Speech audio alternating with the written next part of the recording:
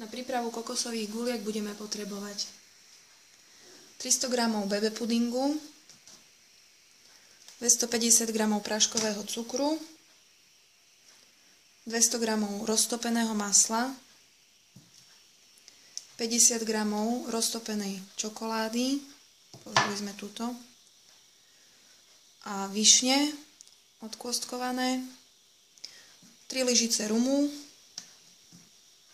3 lyžice šťavy z višní a na obalenie kokosovú múčku.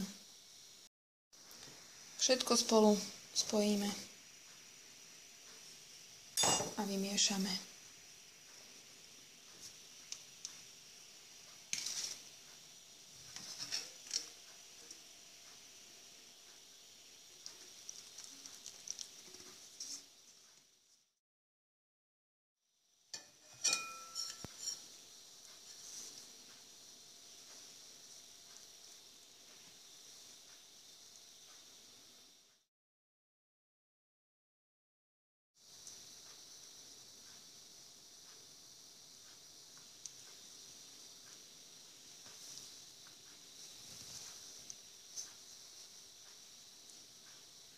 Pridáme 3 lyžice rumu,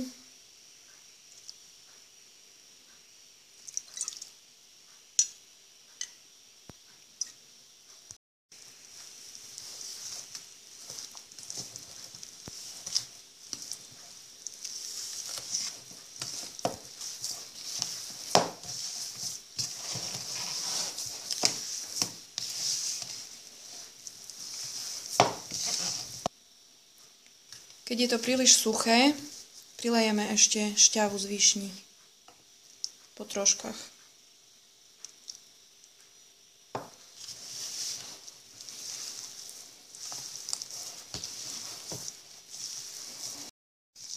Cesto je hotové, je také trošku mokrejšie, aby dobre lepilo.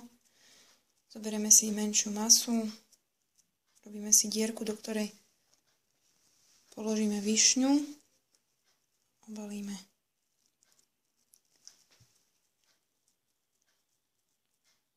Buď menšiu guličku, alebo sa dajú robiť aj väčšie.